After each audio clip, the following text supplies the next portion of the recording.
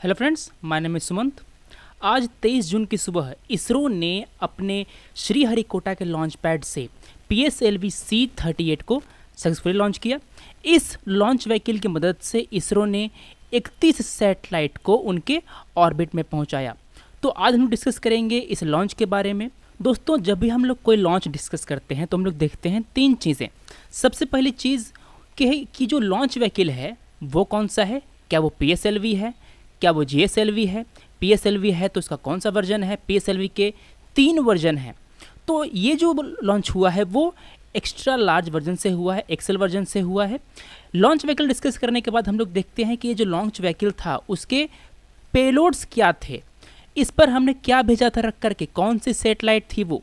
तीसरी बात हम लोग ये डिस्कस करते हैं कि ये जो लॉन्च है उसका सिग्निफिकेंस क्या है, जो सैटेलाइट ऊपर गया है वो क्या काम करेगा, वो हमें किस तरह से फ़ायदा पहुंचाएगा, हमारे देशवासियों को क्या लाभ पहुंचाएगा। तो आगे बढ़ने से पहले हम लोग देख लेते हैं जरा सा इसरो के बारे में। कई सारे जो एग्जाम्स उसमें सवाल पूछते रहते हैं इससे। जो इसरो का चेयरमैन है वो अभी कौन है, AS किरण कुमार। इसरो को स्टैब्लिश किया गया था 15 अगस्त 1969 को। इसका हेडक्वार्टर है बेंगलुरु में और इसका मोटो है मानव जाति की सेवा में अंतरिक्ष प्रौद्योगिकी, space technology in the service of human kind. तो दोस्तों, आज आखिर हुआ क्या। आज इसरो ने जो PSLV C-38 सैटेलाइट है, जो लॉन्च व्हीकल है, उसको इस्तेमाल करके, ध्यान दीजिए, जो PSLV है ये एक लॉन्च व्हीकल है, जो देख रहे हैं आप रॉकेट, ये है PSLV C-38। इस लॉन्च व्हीकल को इस्तेमाल करके उन्होंने 31 सैटेलाइट को उनके ऑर्बिट में पहुंचाया। 31 में से जो 2 थी वो थी इंडिया से, और बाकी जो 29 सैटेलाइट थी वो थी दूसरी कंट्रीज से। जो 14 कंट्री थी, टोटल 14 कंट्री थी, उनसे हम लोग 29 सैटेलाइट लेकर आए थे और इनको हमने उनके ऑर्बिट में भेजा था। तो जो सैटेलाइट उसको फ्री में भेजेंगे क्या, नहीं, हमने इनसे ये जो 29 सैटेलाइट है ना भारत देशों के, इसको भेजने का हमने वो पैसा लिया था। ये जो पूरा लॉन्च हुआ, ये लॉन्च किया गया सतीश धवन स्पेस सेंटर हरिकोटा से। ये जो लॉन्च की गई वो PSLV की 40वीं फ्लाइट थी। ध्यान दीजिए, PSLV की 40वीं फ्लाइट थी, मगर PSLV का जो एक्सेल वर्जन है, एक्सटेंडेड वर्जन है ना दोस्तों, इसका ये 17वां फ्लाइट था। PSLV क्या है, PSLV एक 4 स्टेज लॉन्च व्हीकल है। ये 4 स्टेज कौन कौन से हैं मैं आपको सब बताऊंगा आगे। दोस्तों, इस लॉन्च के जरिए इसरो ने second highest number of satellite को एक ही लॉन्च व्हीकल में भेजा है। तो मैक्सिमम नंबर क्या था, मैक्सिमम नंबर था 104 सैटेलाइट भेजने का। इसरो ने PSLV को इस्तेमाल करके PSLV C-37 इस लॉन्च व्हीकल का इस्तेमाल करके उन्होंने 104 सैटेलाइट भेजी थी। आज जो सैटेलाइट लॉन्च हुआ है वो इस्तेमाल किया है उन्होंने PSLV C-38। ठीक है दोस्तों, तो जो मैक्सिमम नंबर ऑफ सैटेलाइट है जो भेजा था हमने वो कितना है, 104 एक ही लॉन्च व्हीकल पे। दूसरा कितना है, दूसरा है 31 जो कि हमने आज भेजा। तो दोस्तों, हमें इस लेक्चर में डिस्कस करना है लॉन्च व्हीकल के बारे में, जो सैटेलाइट है उसके बारे में और इसके इस्तेमाल के बारे में। तो पहले देख लें लॉन्च व्हीकल क्या है। लॉन्च व्हीकल है PSLV।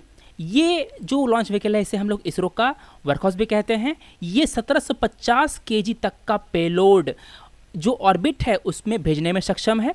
अगर आप ऑर्बिट को लो कर देंगे तो क्या होगा, आप ज़्यादा वजन का जो पेलोड भेज पाएंगे। वजन कितना होगा, 1750 किलो तक का होगा। ये जो PSLV है ये एक एक्सपेंडेबल लॉन्च सिस्टम है दोस्तों। इसमें कई सारे स्टेजेस होते हैं। कितने होते हैं, इसमें टोटल 4 स्टेजेस हैं। जिसमें जो फ्यूल इस्तेमाल होता है, इसमें फ्यूल अलग अलग लेवल पे होता है। देखिए, जो पहला स्टेज है उसे हम लोग कहते हैं PS1। ये जो है वो, इसमें हम लोग C-139 जो सॉलिड रॉकेट मोटर होता है ना, उसको हम लोग इस्तेमाल करते हैं। इसलिए इसमें जो फ्यूल होता है वो क्या होता है, वो होता है सॉलिड फ्यूल। जो स्टेज नंबर 2 है उसमें हम लोग लिक्विड फ्यूल इस्तेमाल करते हैं। जो इंजन है वो क्या है, लिक्विड रॉकेट इंजन है। जो स्टेज 3 है PS3, उसमें हम लोग सॉलिड रॉकेट मोटर इस्तेमाल करते हैं। इसमें भी लगता है सॉलिड फ्यूल। और जो आखिरी स्टेज है, जो 4th स्टेज है, उसमें हम लोग, उसमें जो फ्यूल है दोस्तों वो फ्यूल होता है लिक्विड। तो आप देख रहे हैं कि ये जो फ्यूल है वो अल्टरनेट पे सॉलिड है, लिक्विड है, फिर सॉलिड है, फिर लिक्विड है। टोटल हैं 4 स्टेजेस दोस्तों। इसकी ये जो PSLV है इसकी फर्स्ट फ्लाइट हुई थी 20 सितंबर 1993 को। जैसे कि मैंने आपको बताया इसमें 4 स्टेजेस हैं। इसके 3 वेरिएंट्स हैं, PSLV G, PSLV CA, PSLV XL। तो आज जो लॉन्च हुआ वो क्या था, वो PSLV XL था। जो सैटेलाइट होते दोस्तों, वो सैटेलाइट वो यहाँ पर रखी होती, देखिए ये वाला, ये जो है ना पोर्शन देख रहे हैं यहाँ पर, यहाँ पर होती है सैटेलाइट रखी हुई। देखिए इसके हैं अलग अलग स्टेजेस। ये जो आप देख रहे हैं वाला, इसे हम लोग कहते हैं स्ट्रैप ऑन बूस्टर्स। क्या कहते हैं? Strap on boosters. जो PSLV XL वेरिएंट है, एक्सटेंड वेरिएंट है, इसमें 6 लगे होते हैं ऐसे ऐसे, ठीक है। देखिए ये क्या है? ये है इसका स्टेज 1। क्या है ये है सॉलिड स्टेज। इसके ऊपर आएगा लिक्विड वाला, देखिए यहाँ पर ये है स्टेज 2। ये जो स्टेज दोस्तों, ये जो स्टेज नंबर 2 है वो है एक विकास इंजन जो कि एक लिक्विड फ्यूल इस्तेमाल करता है। इसके ऊपर है हमारा स्टेज 3, वो भी एक सॉलिड स्टेज है। फिर 4th स्टेज है, ये क्या है? ये एक लिक्विड स्टेज है। ऊपर आते हैं, ऊपर यहाँ पर आपको मिलेगा सैटेलाइट जो यहाँ पर इस डब्बे में रखा होता है। तो अब लॉन्च व्हीकल डिस्कस करने के बाद हम आते हैं अपने पेलोड पर। इस लॉन्च व्हीकल में हमने क्या रखकर भेजा था? इसमें हमने टोटल 31 सैटेलाइट्स भेजी थी। एक था कार्टोसैट 2 सीरीज सैटेलाइट, दूसरा था NIUSAT जो कि एक नैनो सैटेलाइट है। इसका जो प्राइम पेलोड था वो क्या था? कार्टोसैट 2 सीरीज। ये जो देखिए अभी मैंने कहा सीरीज का मतलब ये कि ये जो सैटेलाइट है ना, ये 6ठा सैटेलाइट है। इसके पहले जो 5 सैटेलाइट है कार्टोसैट वाले सीरीज के, ये पहले से ही अंतरिक्ष में मौजूद हैं। हमने ये 6ठा सैटेलाइट भेजा है। तो देखिए ये जो सैटेलाइट है इसका वजन कितना है? इसका वजन है 712 किलो। ये जो सैटेलाइट है इसको सबसे पहले बाहर निकाला जाएगा, इसको सबसे पहले ऑर्बिट में पहुंचाया जाएगा। इसका नाम क्या है? इसका नाम है कार्टोसैट 2E, ठीक है। इसका जो लाइफ स्पेन होगा कितना होगा? इसका लाइफ स्पेन होगा 5 साल। तो सर 5 साल बाद होगा क्या? 5 साल बाद ये सैटेलाइट जो है वो रिटायर किया जाएगा। इसके बाद जो दूसरा नया सैटेलाइट होगा उसको लॉन्च करके इसकी जगह पर रखा जाएगा। जो दूसरा जो सैटेलाइट जो इंडिया से है उसका नाम है NIUSAT। इसको जो तमिलनाडु है उसका एक यूनिवर्सिटी है, नूरुल इस्लाम यूनिवर्सिटी, यहाँ उसको बनाया गया था। ये एक नैनो सैटेलाइट है। तो पहला हो गया भारत से, दूसरा हो गया भारत से। जो बाकी जो 29 सैटेलाइट है दोस्तों वो अलग अलग कंट्री से हैं। ऑस्ट्रिया से है, बेल्जियम, चिली, चेक Republic, Finland, France, Germany, Latvia, Lithuania, Slovakia, UK and US। देखिए दोस्तों यहाँ पर जो बड़े बड़े कंट्रीज़ भी हैं, US जैसे कंट्रीज़ भी हैं जो हमारी हेल्प लेते हैं अपने सैटेलाइट्स को लॉन्च करने के लिए। क्यों लेते हैं दोस्तों? सबसे बड़ी बात होती है इकोनॉमी। जो सस्ते में लॉन्च करेगा वहाँ वो जाकर लॉन्च करवाएंगे। हम इंडिया में जो हमारा जो इसरो है वो कम दाम पर सैटेलाइट को लॉन्च कर देता है। तो जो कंट्री की वजह से ये हमारी हेल्प लेते हैं। ये जो टोटल 31 सैटेलाइट्स हैं, इसका जो टोटल वेट है वो कितना है? 955 किलो। जो कार्टोसैट सैटेलाइट दोस्तों वो एक रिमोट सेंसिंग सर्विसेज प्रोवाइड करेगा। वो एक अर्थ ऑब्जर्वेशन सैटेलाइट है। दोस्तों अभी हमने एक बात कही कि ये जो कार्टोसैट 2 सीरीज सैटेलाइट्स हैं ये एक रिमोट सेंसिंग सैटेलाइट्स हैं। तो ये जो रिमोट सेंसिंग होती है वो क्या होता है? Remote sensing is the acquisition of information about an object और any phenomena without making physical contact with the object. देखिए क्या होगा? यह पृथ्वी पर कोई ऑब्जेक्ट रखा होगा या कोई फिनोमिना हो रही होगी, कोई घटना हो रही होगी। इसके ऊपर हमने लॉन्च कर दिया सैटेलाइट जो है जो पृथ्वी की चारों तरफ घूम रही है। तो ये जो सैटेलाइट क्या करेगा? सैटेलाइट उस घटना को या उस ऑब्जेक्ट को एनालाइज करेगा, उससे जो इन्फॉर्मेशन है उसको ये ऑब्जर्व करेगा, एक्वायर करेगा। ये होती है रिमोट सेंसिंग। ये जो काम कर रहा है ये उस ऑब्जेक्ट से बिना कांटेक्ट, बिना किसी फिजिकल कांटेक्ट को मेंटेन किए कर रहा है, ठीक है। इसे हम लोग कहते हैं रिमोट सेंसिंग। ये 2 तरह की होती है। पहली होती है एक्टिव रिमोट सेंसिंग, दूसरी होती है पैसिव रिमोट सेंसिंग। अगर ये सैटेलाइट चुपचाप केवल देखे तो उससे हम लोग कहेंगे पैसिव रिमोट सेंसिंग।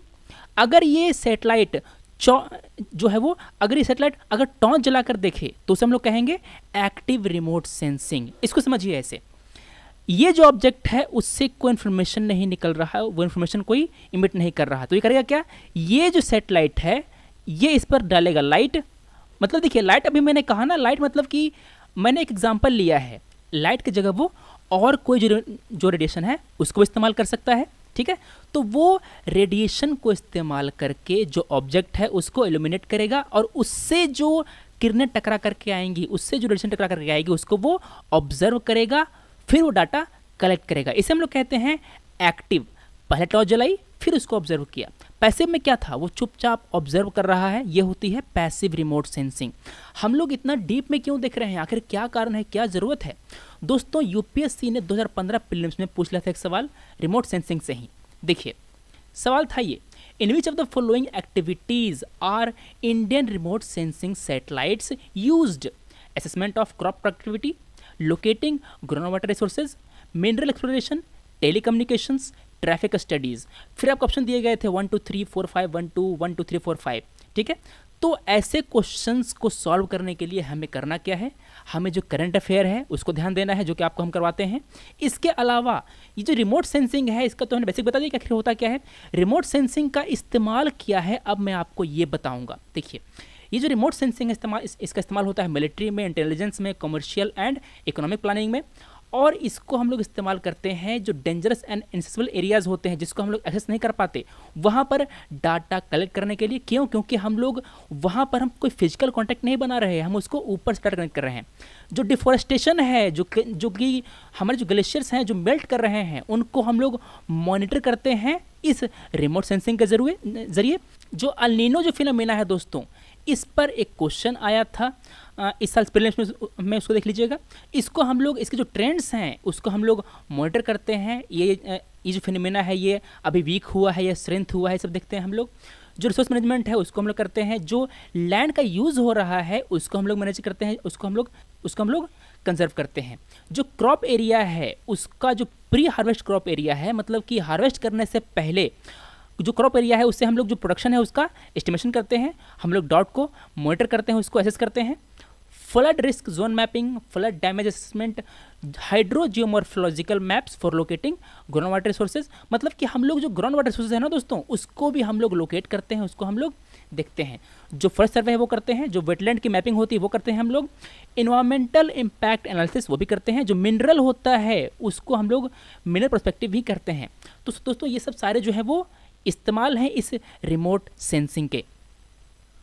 तो हमारे जो कार्टोसैट 2 सीरीज सेटेलाइट होगा, चूंकि ये एक रिमोट सेंसिंग सेटेलाइट है इसलिए वो हमारे इन सब कामों में मदद करेगा। ये जो कोस्टल लैंड यूज़ है उसको देखेगा, उसको रेगुलेट करेगा।